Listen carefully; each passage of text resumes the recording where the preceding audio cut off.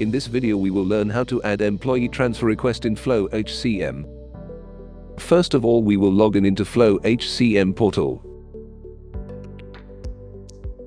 Here is the dashboard.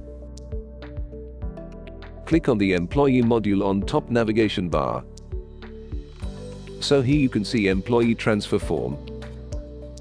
Click on the Apply for Employee Transfer button to add a new request. Select the employee and type. System will automatically show the current details of that employee.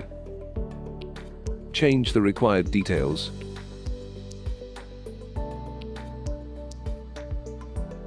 Add a description for request. System will show the current and changed data on the side to view. System will show the current and changed data on the side to view.